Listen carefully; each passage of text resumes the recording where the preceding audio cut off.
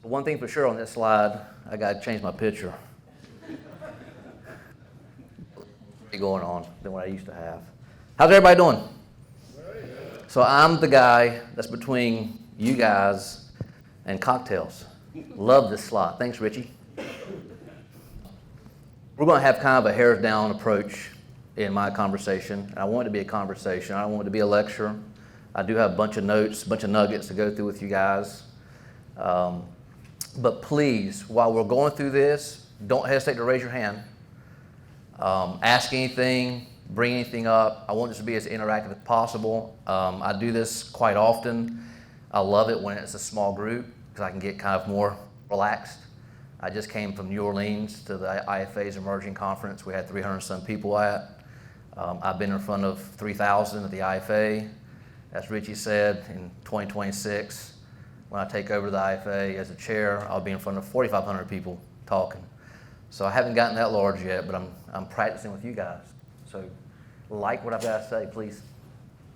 Okay, driven by unit level economics. So I'm glad that I submitted this to Richie as a topic because not knowing the conversations so far has been all about culture. Culture from Golden Corral. Love the story, and congratulations for you guys being here, trying to learn some things, get some nuggets, network, meet people, swap business cards. Love it when the suppliers talk about culture, right? Suppliers and vendors. I'm on the executive committee of the IFA, and we have a huge supplier forum at the IFA, so interwoven with the suppliers of the IFA. How many IFA members are in the room? So let me give you real quick, Richie, I'll take 2 minutes. How many in the room got PPP money during COVID, the pandemic? A lot more than members. We probably instrumented 40% of that push. The IFA did. Our CEO, then Robert Crisanti of the IFA, International Franchise Association, if you recall, Trump made the 30 seats to bring back America. And he had Bill Gates, and he had Bezos, and he had and he had us. We had a seat of the 30. So during COVID, in 2019, being on the board of the IFA, we were already getting white paper data on what's going on in Europe. So we knew it was coming. We knew in February it was much more here than what the news was telling you was here and what the administration was telling you was here. So we demanded not just that seat, but we actually, I say 40% of that, we probably brought the PPP instrument to fruition with McConnell, Joe Manchin, a moderate Democrat, a senator. So I'm on the Hill all the time in front of senators and congresspeople for the benefit of franchising. So if you got a PPP loan, know that the IFA was huge in getting the first tranche passed, huge getting the second tranche passed, huge getting it done from a tax write-off processing where you don't have to pay it back and then have to re-earn it as deferred income. A lot of congressional testimony that was all done via Zoom, but was done. I was on those testimony calls with McConnell, Leader McConnell back in that day. So the IFA is critical, and as you saw in the bio, I'm the chair of the Franchisor Forum, and that forum is kind of a hybrid piece of the IFA that only manages the franchisors. Suppliers have their forum, franchisees have their forum. So please ask me about the IFA later on how you can get involved. Great content. Richie's a supplier member of the IFA as well. I know Golden Corral is part of the IFA. Very important. Somebody asked about joint employer a little while ago. I think it was a gentleman right here. December 26th. That turns on. Now there's huge fight going on right now in Congress and Senate. Joint employer, if you give me your business card and put joint employer in the back of it, I've got some great data beyond what Rich is going to probably put out in webinar format that I can email you and share with you. But joint employer is going to affect all of the country if it lands December 26th.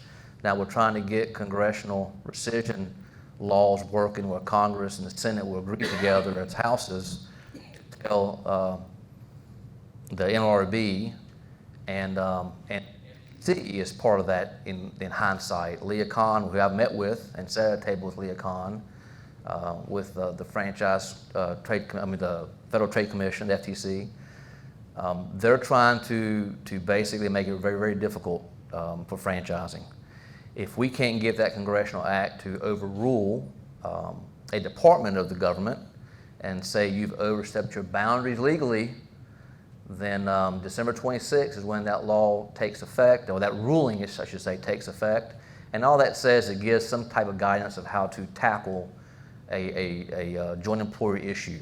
Everybody on Capitol Hill that I meet with, they think of franchising, all they say is McDonald's, Chick-fil-A, Marriott.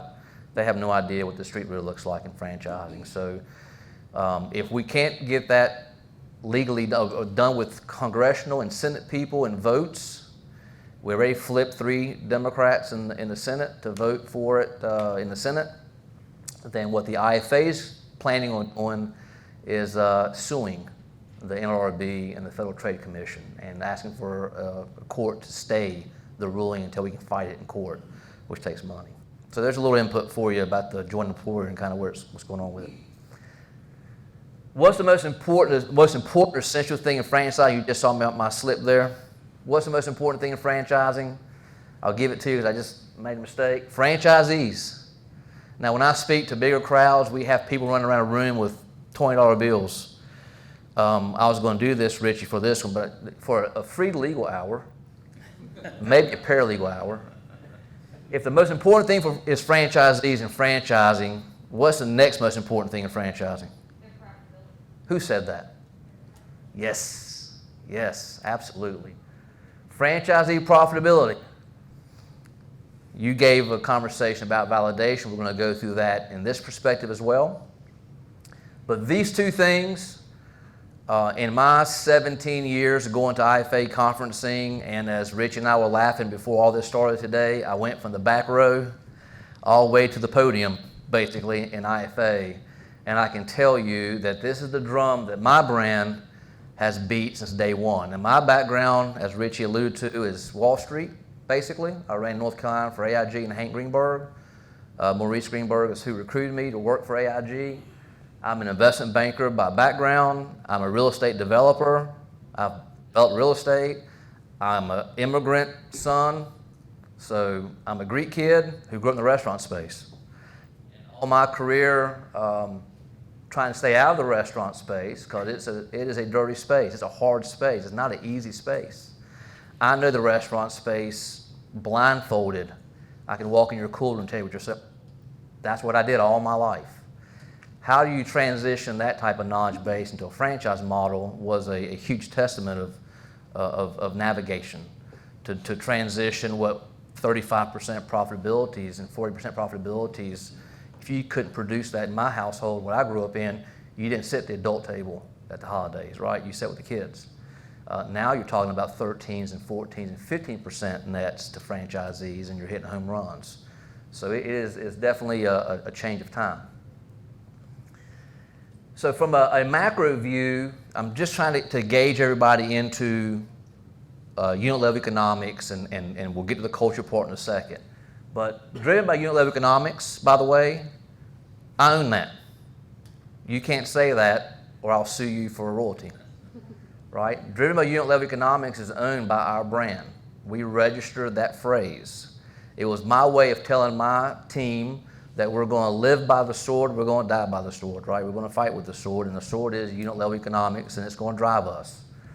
So to give you an idea of how to visualize this, think about it this way. It's kind of like a P&L picture, right?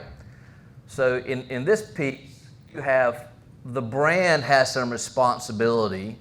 Now these are going to be all philosophies that I share on stage when I speak, and with the brands that I own, and with the brands that I've coached. And I'm coaching brands now in durability from 8 locations. I've coached them as high as 406 locations who couldn't figure out how to get their POS systems integrated and enterprised. Or how do we go backwards now and build a unit level economics culture at 406 locations, durability, so to speak. But if you visualize this, it's kind of like a financial picture as a macro. Our philosophy is in the top line of revenue, both the unit level has a cadence of hospitality deliverable, and the brand has also responsibility for revenue growth and deliverable.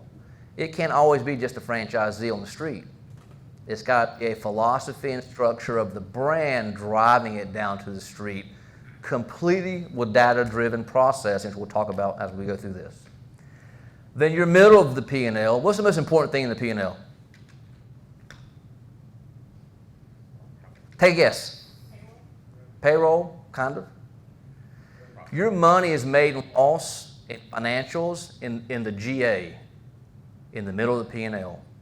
That is the first place you tackle how to find money, right? And I'm giving a webinar for the IFA and our counsel, our general counsel, Sarah Bush, because of what we instrumented and negotiated with Newsom in California on all of their legal issues there with franchising and raising the minimum wages to $24 state, et cetera. We negotiated a deal with Governor Newsom to kind of drop all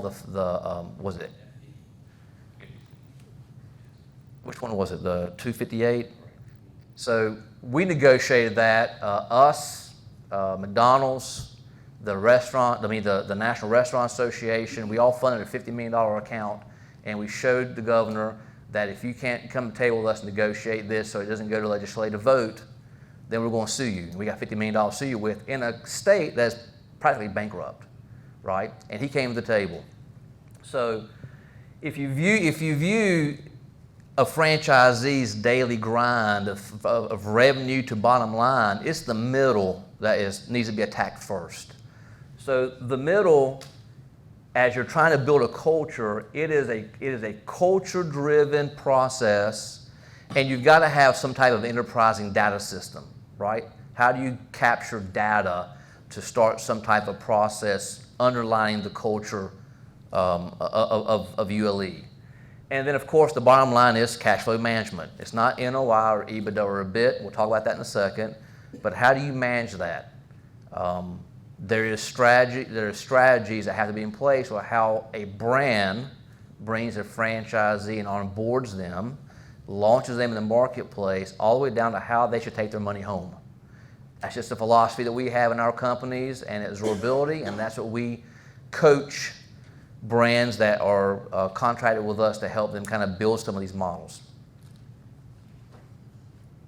Developing your model to support a stable, profitable business in multiple markets is not an easy task. It's just not. We came in North Carolina and circled through the state, and then we started venturing out all the way to Philadelphia, South Carolina, Tennessee. It's not easy because you don't know what to measure. Every market is different. Every franchisee is different. If you have a culture that you think you have in place to manage franchisee profitability, and you're using the same data points at every franchisee's goal intention, you're failing the franchisee. Because regardless of your discovery days, regardless of getting the license fee, regardless of them getting their loan funded by Jeff Siebert at Fran Fund, regardless of all that neat stuff that happens, when you launch them, they are not going to intellectually operate the same as the brethren franchisee is going to operate or the next franchise is going to operate. So you have to be able to maneuver your benchmarks and KPIs to every franchisee's intellectual capacity and what their personal goals are. We'll talk about that in a little bit. How do you improve unit level profitability? How do you strategize a unit level delivery so it is trusted and embraced? Now, COVID 2023, I was on CNBC in October 2020, and I gave a forecast of 6 to 9 months we'll be out of it. Ooh, I was wrong, right? Dead wrong. I mean, 2023, probably every other question I get when I speak or go to conferencing is pandemic-related, off-ramping inflections, normalizations. What should we be doing? Some brands had called us, can we joint buy together to drive our cost of goods down? Just all the rules of engagement and franchising went out the window in 2020, and there was a whole new normality of normal. There were no more competitors, right? You were calling your competitor and you were asking, can I borrow French fries? You know, we were lucky at our brand I had stores in summer and fall of 2020 doing $220,000, $260,000 of net sales with no dining rooms. 4,000 square foot restaurants, just takeout, because we were kept essential in North Carolina. And we were a wing concept. So load the styrofoam boxes and go. Franchisees didn't even want to go back to full service. So in that process, if you have your culture intact, you will not be able to navigate everything that makes a franchisor exceptional unless your franchisees trust you. And if they don't trust you, they're not going to embrace anything you tell them to do. Initiatives, campaigning. You know, I could go as a CEO and talk to a franchisee. If they don't trust me when I leave that store, they'll tell me anything I want to hear and everything. They're not going to matriculate the advice to an action or an actionable execution. They have to trust you.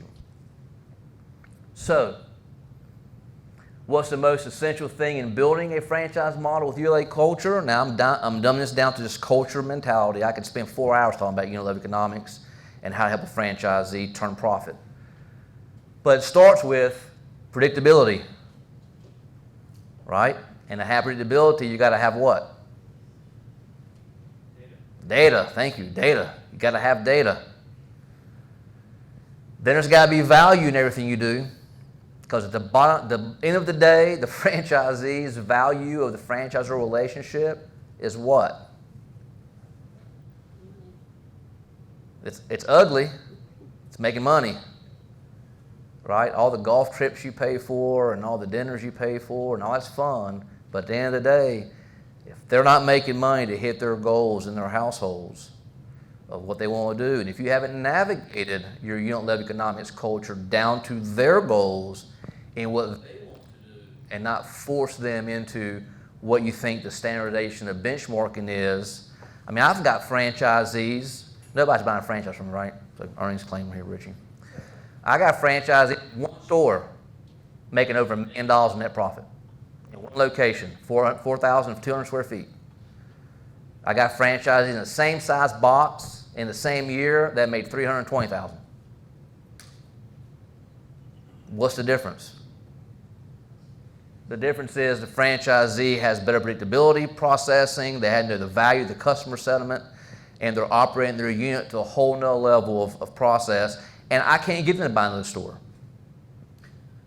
I'm making $1 million in one location. I don't even know the East Coast Wings and Grill. And then you got to have the franchisee validation, right? Because who's your sales force in franchising? It's not the FSOs and the brokers. I'm on the committee at IFA that's dealing with the Congress right now who want to make FSO and brokers a regulated industry.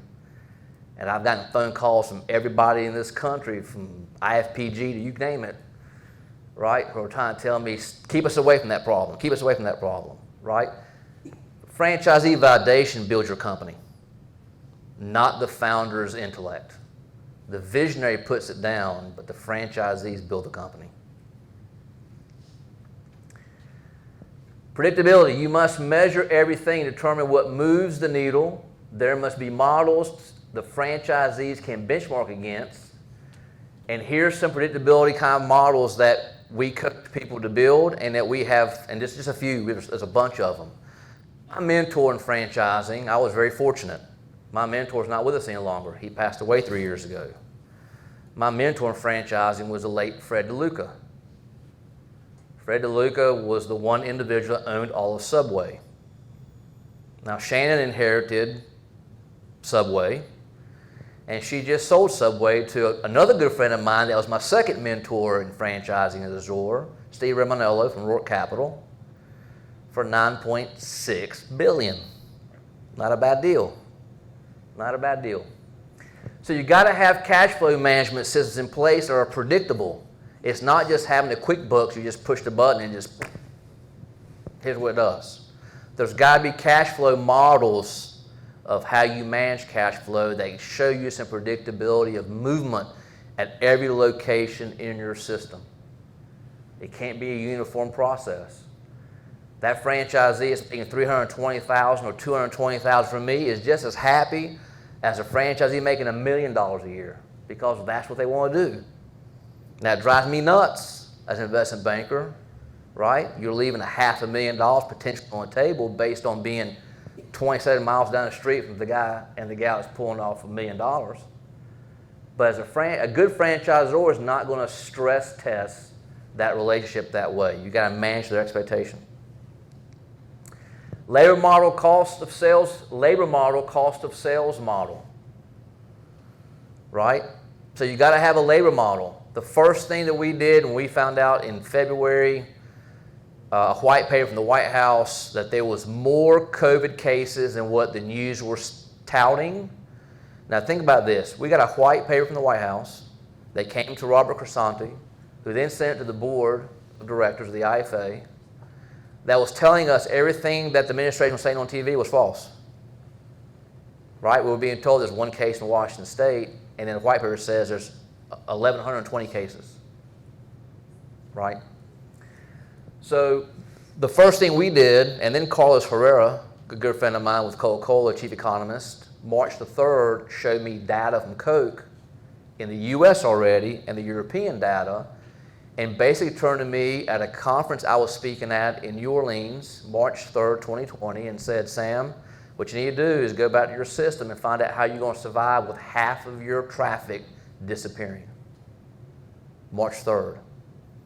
Well, March 13th or 11th, forget the exact date, I had to go to Vegas to another speech with Mertec conference, and I flew my team from Greensboro, North Carolina to Las Vegas at the Paris Hotel for a day, and the next day flew them back, and we spent the whole day away from conference.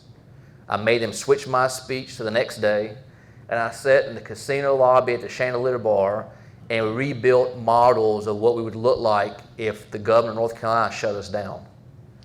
So we rebuilt a cash flow model, a labor model. We rebuilt a cost of sales model, trying to get ready. My point is, your model, your collection of data for payroll for a franchisee is a moving target every 2 months. If you wait twice a year to have that consultation with your franchisee, you are doing them a disjustice, in my opinion, solely in my opinion, as an exemplary franchisor.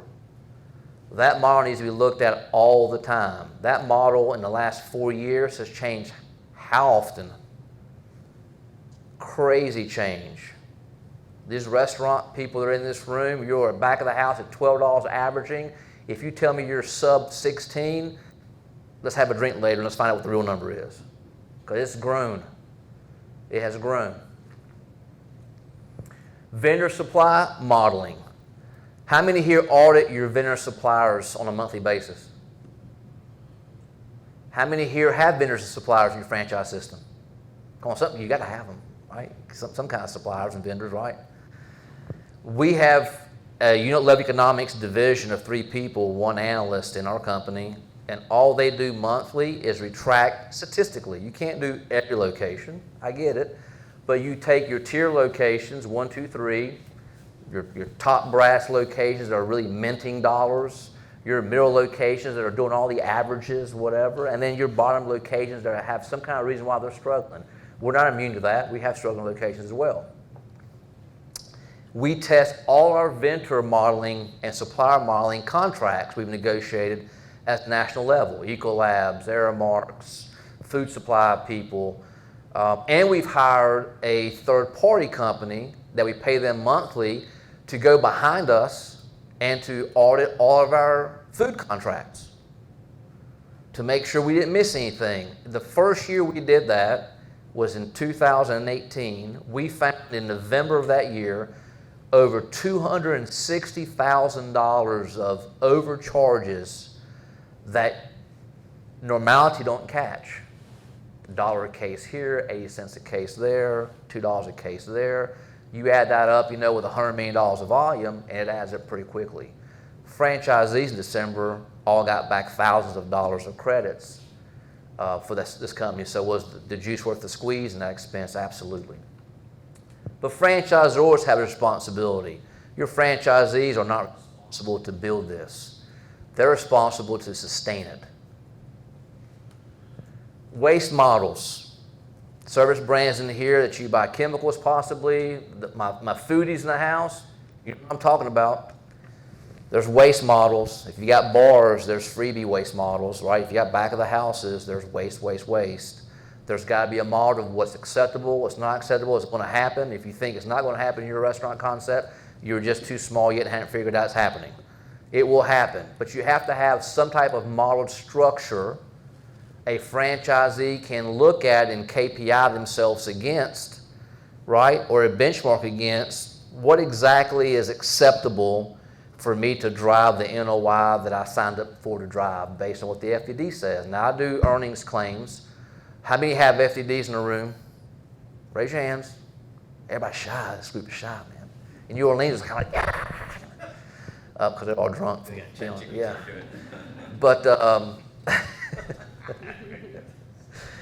how many of you guys do item 19 earning claims? Great. I'm the advocate. Now think about this. There's 14 executive members of the board of the IFA that runs the whole franchising global. I'm one of the ones that's beating the drum to tell Leon Kahn, I'll give you one, FTC, right? Because her and I don't go eye to eye. We've had some knockdown drag-outs face to face. Leon, I'll give you one. Item 19 should be mandatory. Period. If you're not an item 19 brand, you should not be franchising. That would help a lot with heartache. And I've got heartache and absorbability now that I'm dealing with franchise implosions happening because they didn't have a lot of these structures in place. And it hurts all of us in franchising. It gives some of the non, well, how did Ron White say, I can't fix stupid? Right. It gives some of the people who are ignorant of what franchising really does and what we are, gives them fuel to talk about us, that we're bad and that we're just taking people's money and other things that we're getting attacked with.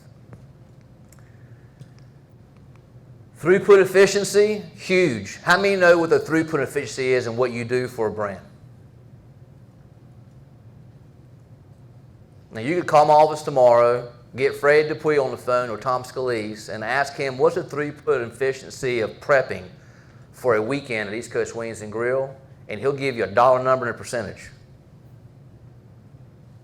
So you have to have what's it mean, and it's not only just prep or how you do your inventory management. It could be on how you're aligned, right? Maybe if you're a restaurant concept, maybe your kitchen's not efficient, and you're having to run our brands are averaging $7,000, $8,000, $9,000 days on net sales, and we're a wings and sandwich concept. And it will take 6 people in the kitchen to operate that. Now I can do that same process with 4 on our cook lines. We went from 4,700 square feet in 2014. The stores that opened in 2023 averaged 24 to 3,000 square feet, and the AUVs didn't go down. Lesser development costs, lesser payroll costs, better throughput efficiency.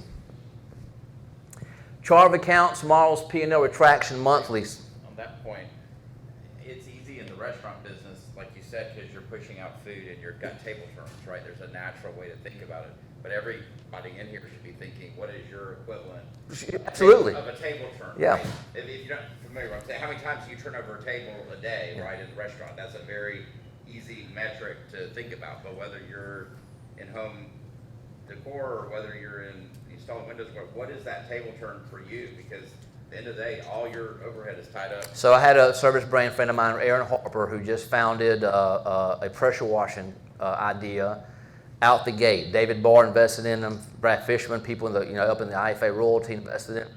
And he has a system where he sprays your home, 2,400 square feet, 3,000 square feet, with this biodegradable, some type of fancy chemical he's come across, and then he just gets a water hose, no pressure needed, just and rinse it, and your house is spotless. And he can do it in 25 minutes. Right? So it doesn't have to be a restaurant concept, but it took him 3 years to figure out how to make something he came across really cool. How did he get a license right to franchise that? Because it was Steve's idea. Didn't want to franchise it because Steve's making $2 million a year. So the franchisor young guy, Aaron, says, you know what, how about if I do a license right, I'll give you a half a point of everything I do, whatever, and I'll franchise it. And in 6 months, they sold 87 locations. And they're not really locations, they're vans, right? Net promoter scores. You have to understand what your consumer base thinks of you. So these help you give some predictability on how that culture is functioning as a brand and at a unit level. I'm going to speed up a little bit because we're running out of time. Well, you took 10 minutes of my time. So. Same store sales variance models, marketing measurement models. You just have to have models. A franchisor has to take the responsibility. It's your responsibility to build the processes, models, and strategies that helps function a predictable franchisee meeting or exceeding what you sold them in the FDD. Without a JD, I did that. Sound pretty good, isn't it? All right. Many systems tout EBITDA, EBIT. Y'all know what this means? Earnings before EBIT. And, or NOI as a measurement of the model's overall performance, as we do. Although these are all sound measurement, it doesn't account for a lot of things that create value in a culture if you're going to drive unit level economics. And we'll talk about this for a second. I will tell you that if I was to put a number in just last week's speech that I gave with 304 people in the room, there was probably, when hands went up, I would say 70% of that room said that they practiced the language of EBITDA. And then I asked them, what's the DA stand for? And 3 hands went up. It's kind of like I had an NFL player wanting to buy some stuff from somebody else's brand, so he called me for advice. And he says to me, you know, they keep telling me about this, and they keep saying GA. I said, what's your contract? $17 million a year. Don't buy a franchise. You don't need it. If you don't know what general administration is in the profit loss statement, you do not need to buy a franchise. Keep playing football. Go buy real estate, right? Where's that at, Richie? There it is. Consumer acceptance, right? Somebody put up Yelp. I think it was Lance today. What is the consumer saying about your brand and your product and your service? That creates a culture value when you're driving numbers. Historical brand data. We kill trees. We have everything in paper files. We have everything in digital files.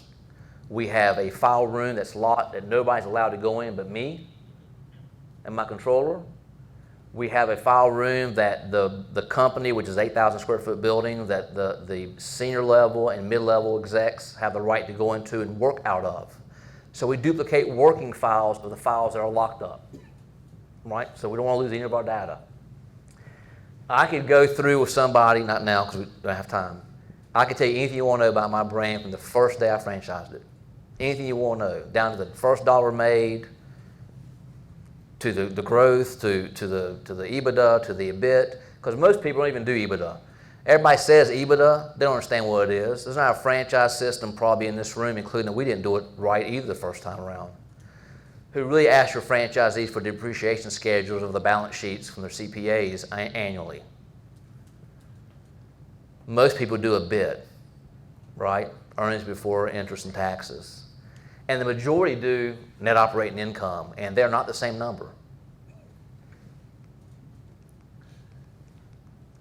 So just for time's sake, so we'll pop them all up. So unit level growth and revenue intellectual capital, that creates value beyond just the number of processing. Intellectual capital is critical. There's emerging, there's growth, and there's mature. That is the status of franchising if you Google it. If you Google franchise.org and look at what iFaith tells you, what franchising tells you, what you guys may say, right? What IFPG says. There's emerging, and there's growth periods, and then you become mature, right? There's a huge debate of what that unit count looks like, what that numeric looks like. I can tell you that our universe is around 60 locations of all the brands that we own, and I've got more systems in place than 300 unit brands and 500 unit brands have in place. It's not a very accurate measurement. But the reality of the process is that you will get to a point, because I got on stage in New Orleans and I said, there is emerging, then there's re-emerging, then there's growth, and then there's mature. Because you come out of the gate as a franchisor with a cool product that's hot, and you go from 0 to 25 pretty quickly, maybe 30, maybe 35.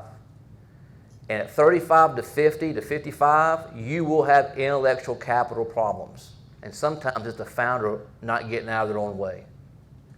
It's going to happen. So that unit level growth in revenue and intellectual capital is critical that a franchisor understand what does that mean to coach a franchisee when they thought they had hired the best GM ever, and then they find out it's a bust, and they've spent 2 years of trying to figure out how to make this go, and they've watched their store decline in same store sales because they didn't have the ability to intellectually tell the franchisee, you need to make a change there, right? Even when a joint employee tells you shouldn't say that, there comes a point in time when you're in the front line and they're getting shot at, you got to help them do something. Say, what do you mean by intellectual capital? Is that Smarts. Franchisor level, franchisee It's level, both. The franchisor level will deal with it 100%. As well as the franchisee. The franchisee is always going to come back to the franchisor and say, I need more sales to fix my bottom line. No, you need to get rid of your leadership team because you've grown from $1.3 million to $2.7 million, and you want to be the $3.8 million location, but you don't have the smarts to get there. It's running your location. So you've got to make a change. You will have that same problem at the franchisor level. I've been there. I've had to let people go 14 years with me in the brand saying, just can't go there. Sometimes I get bold in talks and say, hey, if there's like a team of 6 around each other from the same brand, who's the CEO? And they raise their hand and say, look around you. 5 years from now, 2 of them people won't be with you no more. Because in order for you to get to that next level, you've got to have a very strong culture in order to drive ULE. And it takes intellectual capital to do that. Same-store sales declines, something that's not touted in numbers that's important for a value proposition. Brand, benchmark, and KPI variances, I talked about that a little bit. You've got to understand what you do and how you do it, where you're best at, where you're not good at, how can you correct it. And then you've got to have the variances of different goals of franchisees. I can't make the 320 household work harder to make the $1 million profit that the people down the street are making if they think they are golden at 320. And if that 320 is hitting our benchmarks and you're not deflecting my FDD, because I'm the ULE guy in franchise when I speak, right? That's what I do, then I'll just let you be. But if you're at 320 and your sales proposition is deflecting my benchmarks, we will have talks about this intellectual capital process and say, you're not thinking this way, the right way. How can we help you see a different lens? Unit level, team churn, again, that's just having bad franchisee teams in place, the franchisee, but the franchisor's got to have all this data that the franchisee can measure their team against. So business periods, you can't control that. In the restaurant space, we all know what that is. You get out of the holiday season, things get busy. I'm a wing concept. Football starts, we're in the money. Football ends, we have a lull. NBA playoffs starts, we're back in the money. And at the summer, we all go on vacation because nobody's, it's not happening. Operation inflection is self-explanatory. The point here is that the value of building the culture is more than just having a number data process or somebody's a P&L and then saying, hey, here's what you can fix. You're not at the benchmark. You have to understand there's more than just the numbers in creating a value proposition to franchisee if you're going to drive a culture of unit level economics. Franchisee validation means they trust the brand, are ambassadors of the brand, and embrace and execute the brand's initiatives. How can a brand drive this? That's your sales force. That's your sales force. You can get any FSO franchise sales organization, any broker to help you sell deals. Eventually, a good candidate is going to go to the back of the FDD and dial for dollars, right? Call franchisees and ask for the experience, what's going on. If they don't get the right return of effort, they're not buying your brand. Don't matter how much the broker put, at least in the food space. The service industry, a little different conversation because it's a cheaper entry level, and sometimes people will react and not do their homework. Develop full transparency. I'll share what we do real quick. In our system, every month by the 8th of the month, if we miss it by a day or two, we get phone calls from the competitive franchise. Say, I didn't see the update yet, for October, what's going on? We show everybody the 10 key benchmarks that we say are indicators of you going in the right trajectory, the 8 KPIs that we feel like are good, you're going a good trajectory, your NOI. So everybody in my system sees what you're making. If we're all franchisees and we all drive up and I'm in a Ferrari and he's in a Rolls and you drive up in a Honda, we all know why. Facetious a little bit. But we all know why. Because it's transparent. Everybody sees everybody's economics. And when they sign a franchise agreement, it says in writing that we'll be publishing your data as an operator down to net operating income. Who collects P&Ls? Guy collect P&Ls. You can't build a culture of being 11 if you don't know what the money looks like. In our system, if you're late by the 15th, and that's late, we have the right to fine you $1,000. And I've done that twice. It's just part of the culture. So when the new franchisees come in, our franchisee in Cleveland, South Carolina, flew in to see me in his G5. He didn't need a franchise. He just bought the house somewhere to go eat when he visits his kids at Clemson University. Right? But the first thing, he emailed me today and said, I can't find my franchise agreement. I've misplaced it. Can somebody email me one? Sure. And the second question he had, when's my P&L due? This guy's worth $80 million. Because everybody he talked to in the system told him, you better get your P&L on time, you'll be $5,000. And in our system, if you miss convention, it's a 1% royalty increase for a year. Right, Richie? Because he did it. That's right. You got to have a voice. Franchisee, don't call me and bitch about something if you want to come to convention and talk about it in front of your brethren.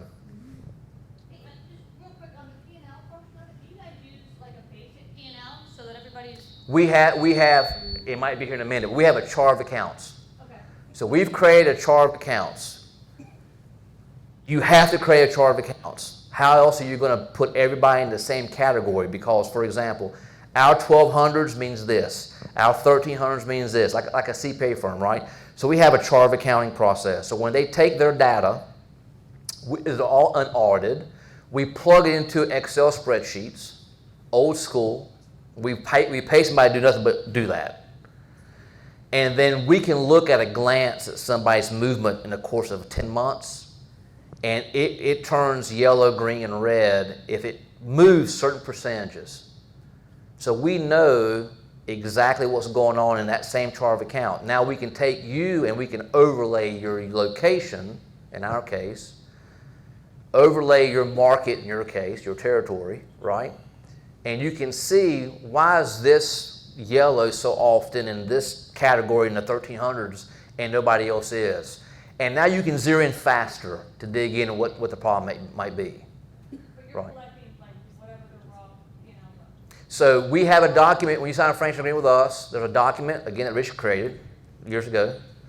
And it says, you sign it, it's blank with a CPA or accounting firm. I authorize East Coast Wings Corporation, if they need any information, you have authorization to send it wherever they ask for, and they sign that, and it's in file. If I can't get you to give me the data I need for me to drive into your unit of economics, I will fax, well, not fax, I used to back then, but we'll scan that in and send that to an accounting firm. They'll call every time, we don't understand what you're asking for. Well, we want you simply to go to this 1300 and click and open it and sometimes we'll find in GA, right? We'll find, in the payroll area, we'll find royalties. Right. What's it doing there? Don't belong there, right?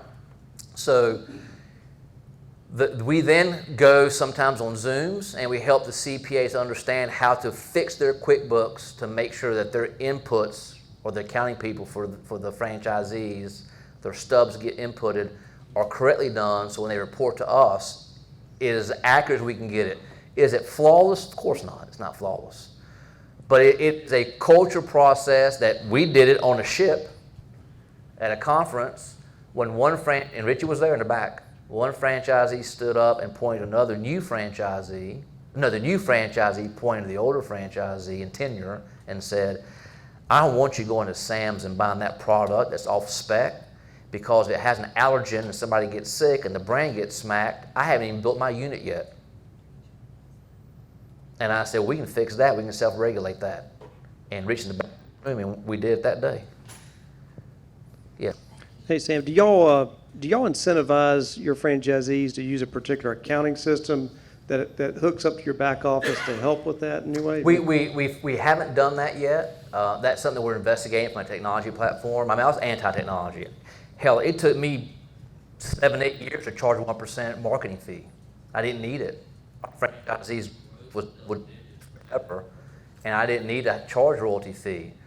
What we did instead of that is we basically created that one form. We created a chart of accounting, 1200s, 1300s, 1400s, 1500s, 1600s, and then we make them drive it that way so we can input it that way. Now, there is technology today that didn't exist 10 years ago where you can integrate that. But the franchisees, they get crazy when you tell them, I'm going to integrate your stuff into a third-party technology to come to us, because now you got to involve their accounting firms or their bookkeeping people to do the integration. So it's a little more challenging to do it that way, much more easier to do it that way. We've just opted to school. I got franchisees that said, well, wait a minute, you told me you did this, and I just went through all your tax return, and you made $300,000. You told me you made. It's a phone call. Well, I didn't want you to charge me more royalty. What? I can't charge you more royalty. You've got a contract, you have an agreement, but that's how you think sometimes. Monthly site visits, must. Got to do monthly, old school stuff. Sound UL, unit level, financial performance, retraction, analysis, and action deliverables monthly. We have a deadline of the first week of the month, and a secret deadline internally that if it's not by the 15th, the phone calls start ringing over. We give our analysts in the office 1 week to overlay the data to see if there's any red popping up. And then the last week of that month, they're at the stores.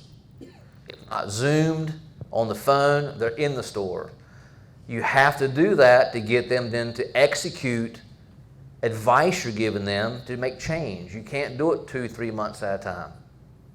Right? That 406 unit brand got P&Ls and almost a 40% ratio of hitting it correctly once a year. And I turned to the CEO, founder, in front of like 25 people of his company. I said, how are you helping anybody once a year? There's no way you're helping the franchisee once a year. So, okay, you've lost $80,000 this year, but next year's going to be a great year. Let me tell you, you should change. Especially today, where in commodity pricing, it could be chemicals and paint. You could be a painter, and you couldn't even find certain kinds of paint 2 years ago.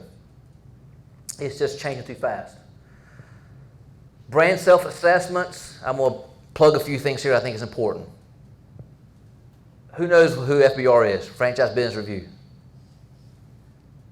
All right. Franchise Business Review, maybe the only company I'm aware of. Michelle and Eric do a good job. They basically, you pay them, like Dun & Bradstreet, right? You pay them for them to survey your franchisees and then tell the entire globe how good you are or how bad you are. And that's critical in creating a validation to franchisees, because you get to see some raw information. They're all going to be anonymous, but when you read it, you know who they are. Even the ones that give you a good rating and attack you in one segment that you know there was an agreement to disagree, right? But you do that to sell franchises. You do that to create a value proposition to franchisee, right? Now our brand, one of our brands, East Coast Wings and Grill, is now in the Hall of Fame of the top, whatever it was, 50, I think, consistently over 10 years. But FBR is a good company to know, and they may not take you instantly. You have to be a certain size before they can do an actual survey that gives it teeth. Brand clarity of franchisee financial goals, including an exit. In our discovery, I'm the last one to come in. And I talk about how we started, maybe I'm at 20 minutes, 30 minutes. And the last two things that I ask them is, what is your goal while this 10-year license right you have? And what's your exit strategy? What are you trying to achieve? We're not a get-rich scheme. Get-rich-quick scheme. Especially in the restaurant space. It's a grueling space. Even with a model that in 127 days at a break even. Right?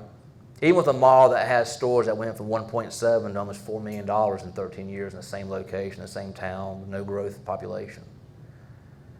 The second thing I tell them is, before we give you an answer from our end, or you give us what you want to do, you must go and show me proofing you have investigated another wing concept. Or we're not even going to take you on.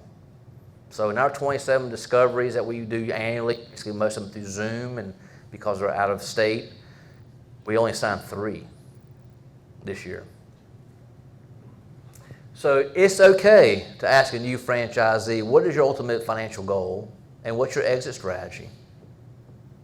I mean, what are you here to achieve? Right? You're leaving Wells Fargo, you're leaving what you're leaving, and you want to become, I mean, our university, Liberty University franchisee in that market, he was a NASA physics engineer. And so was his wife. And he just got tired of being that. He wanted to be in the food business. So I asked him, I said, why do you want to come in the food business? You know how hard this is? This is not easy. This is hard. I love it. You know. And he's a $2+ million location, crushing it. So culture-driven systems to be in place, really quick. It starts with the brand. One typo here, I'll correct it. Culture is not what's on the walls, instead of wall, it's what's in the halls. Right? You heard Lance's accolades in Golden Corral. You've seen some of my accolades in the brand and personal. And all that stuff's fancy on the walls. You walk in my office, you think you walked in, you know, Morgan Stanley's. You know, I got everything's fixed. Doesn't mean anything. It's what's walking around the halls that creates culture. There must be alignment with all senior executives and mid-management support. You heard it twice today, once with Lance and his ownership group of Golden Corral. You can never create culture for unit level drive if the whole exec team and mid-management team is not aligned in what that means in definition. They all have to understand what those 10 benchmarks are, those 8 KPIs are, why we do the things that we do. How do we coach the way we coach? You could call Amanda and ask her, you know, what's the one thing you do best at East Coast Wings and Grill? She's going to tell you, ULE. She can't do half the stuff that we do, but she knows what the culture is from top to bottom. The brand must have a standard chart of accounts for ULE reporting. We just covered that already. The brand must have a solid strategy of ULE profit loss statement management. Getting the data and doing nothing with it. Steve Romanelli on me skiing in Utah together. I mean, it was a 20-minute ride up the top of the mountain. So I didn't have, Steve, give me some advice. What should, he says, measure everything. Now I was fresh. I was 11 stores big. Measure everything. Even if you think you don't need to measure it. Because at one time and day, soon you'll figure out of those things you measure, what moves the needle. Once you move those measurements to the right category, your franchisees will start growing. And I kid you not, we were struggling to get past $1.4 million AUVs. And now if you're not hitting $2 million, you're like, huh? What happened to you? But we did all that. We measured everything. We would make them open up cases of food and measure and make sure if it was 40 pounds, it wasn't full of just juice, right? And you're paying for water. We did all that. The brand must understand the benchmarks and KPIs that moves the needles. We just talked about that. The brand must be able to offer unit-level guidance with clarity and a timely fashion.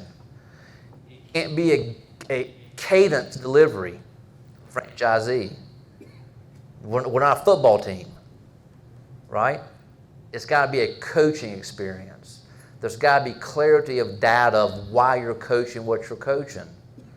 You have to be able to run the play for them so they can see the play being run. So they can understand that 1/2 a yard on the hash mark, if you miss it, you're missing the ball, but he's going to have it right there for you. Right? You can't cadence franchisees when you're trying to drive a culture. You've got to coach them with data and predictable results of the data. Quarterly vendor supplier chain audits, national accounts. I said quarterly. I told you we do it monthly. Sometimes they'll have some vendors that are really good with us. They'll do it every 2 months. For you guys, I'm saying at least quarterly.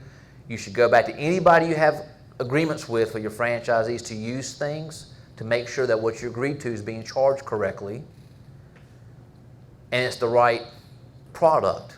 It's not been a substitution product. Well, I can't get this paint because this element of chemical didn't come over from Hong Kong yet, so I can't mix it, which was a real thing.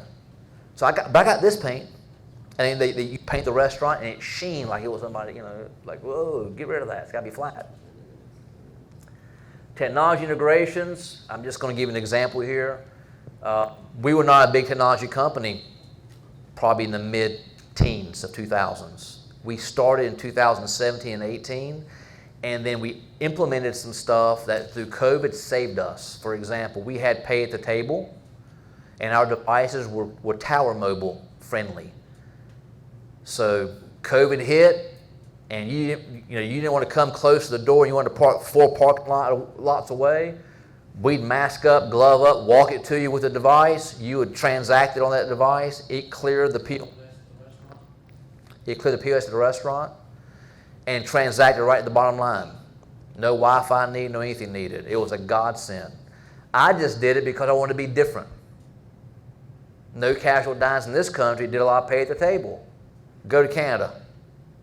They don't even give you the credit card there, right? Go to Europe. That's where I saw it when I was traveling in Greece in 2016. Not one time did my Amex left the table. The order was there. He just paid right here, sticking in payment right there.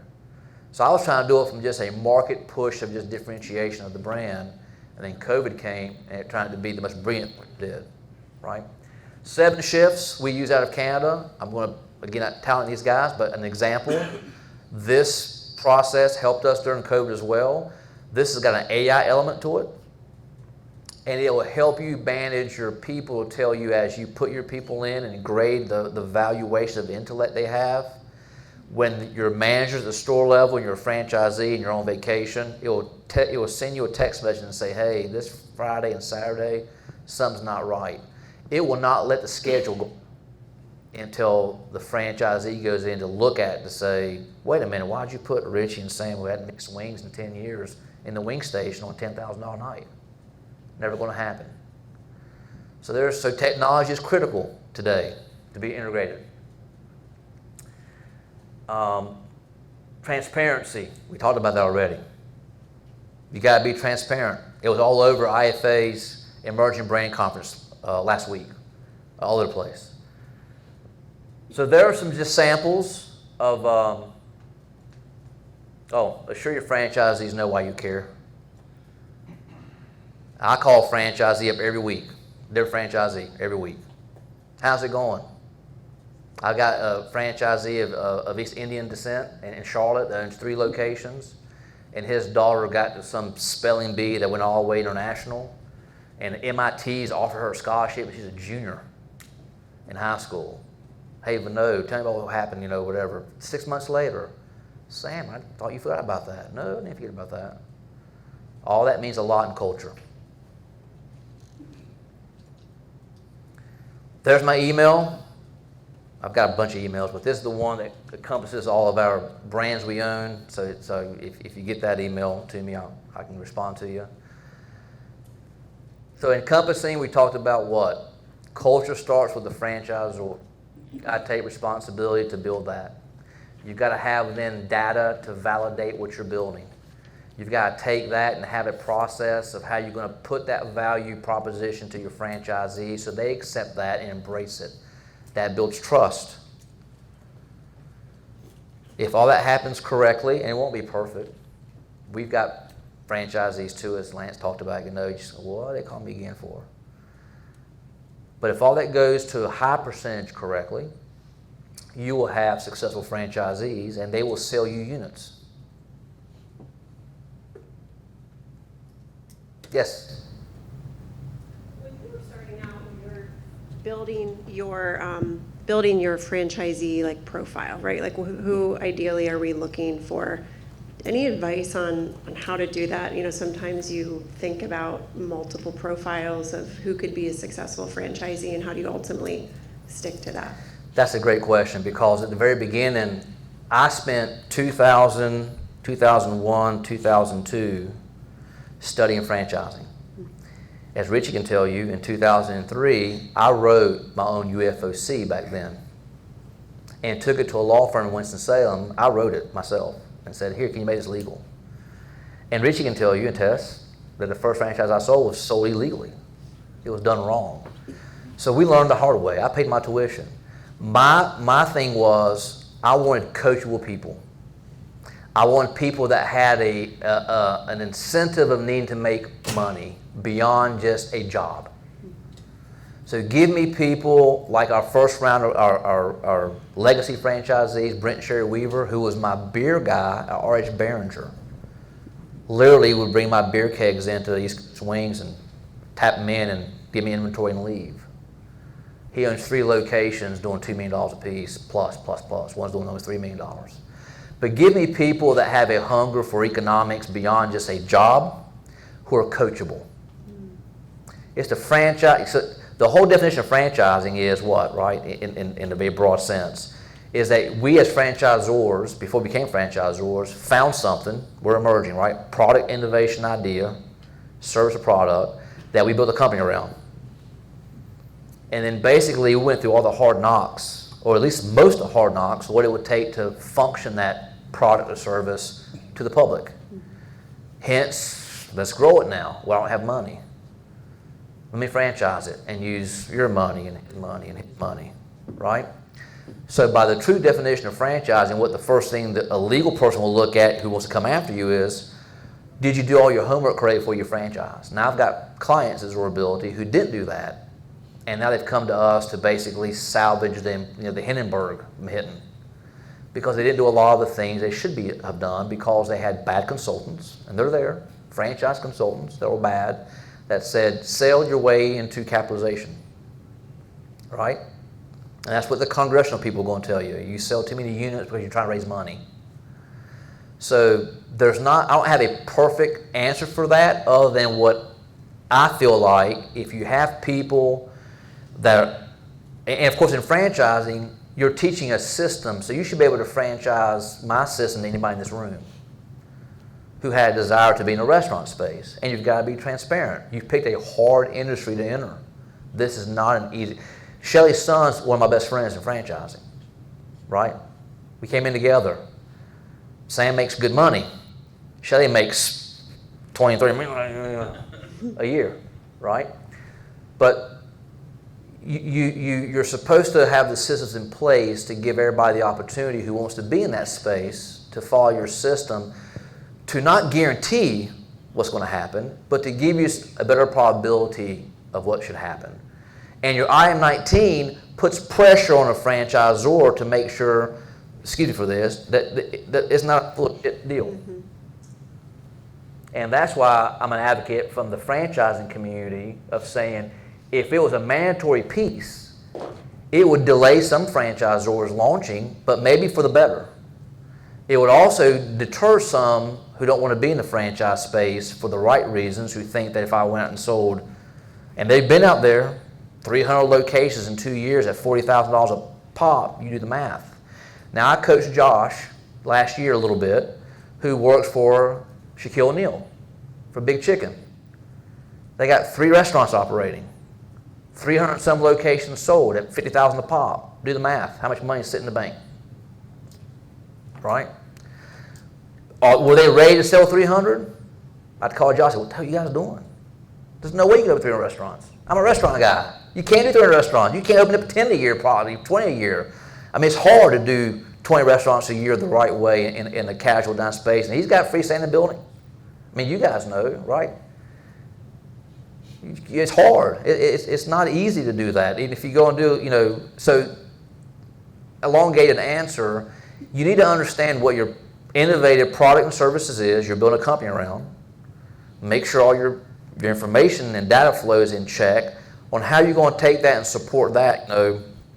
And what I did is I took a family member in head, and I said, if I just took him and took away all his income and hand him all this stuff, could he replace his income plus? And then if they thought they couldn't do that, I wasn't ready. So give me coachability and people that have a little bit of economic hunger beyond just landing a job. And like my space, right, the food space. Thank you. And then he had a question, I think.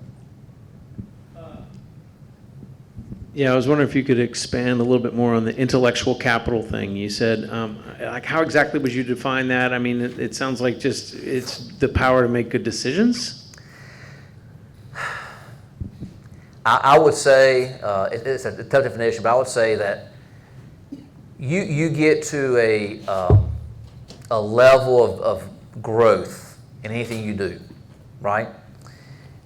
And if you're building a company and you're hiring people around you to help you in more smarter decision processes around you, you find yourself ever stuck somewhere. You could be coaching a team, a Little League team, and you just can't get past 500, right? There's some disconnect in the smarts of who's running that to the people who are trying to be coached to do the activity. There's some disconnect.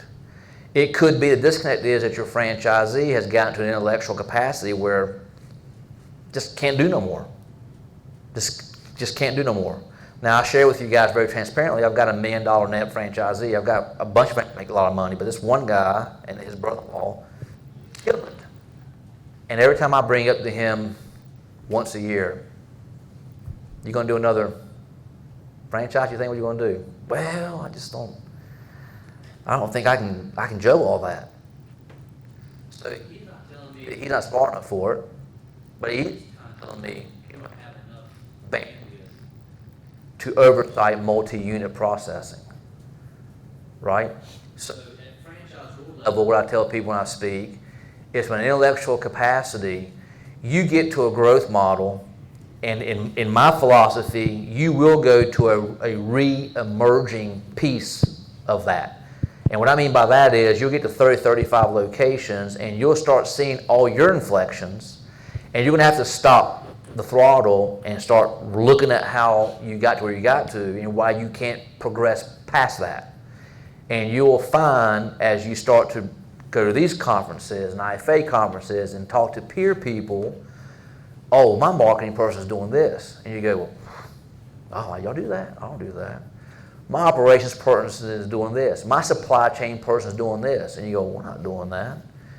And then you start investigating that stuff and realizing the person you have doesn't know how to do that. And then you realize that in order to get to that next level of 25 and 30 and 50 more locations, you need that same process of smarts, to be very blunt about it, that the other competitor's doing, that it has shared with you. And so you got to make a decision. You can decide to hold somebody's hand because you're afraid of letting them go, or you can re-up somewhere in the company, or in most cases, I'd say 60% of the time, you just got to make a change. So intellectual capital is having the visionary smarts to look at what you got going on and say, you should be doing this. For example, When I wanted to test during 2019 and 19, a smaller box, my whole building was going ape shit. Are you crazy? We're humming. We're in the top 2% of the nation in benchmarks and KPIs for casual dining. Why would you change the wheel? And I'm like, well, you know, this real estate's getting tighter. It's getting more expensive. You know, the landlords are back to the big dollars from what happened in 2008, 2010. So we got to shrink that $1 million store. I want to be an all-in at 580 after TI. More competitive. Good ratio. How much does it cost you to develop a store to your sales? Any banker's going to tell you in the stock business, it's a 2.5 to 1 ratio is the number. We're almost a 3 to 1 ratio. There are brands in this state that are a 1 to 1 ratio. So you spend $3 million, you make $3 million. You spend 580 with me and you make $2 million in revenue. So I tested that theory just to prove that the people around me weren't smart enough to buy in.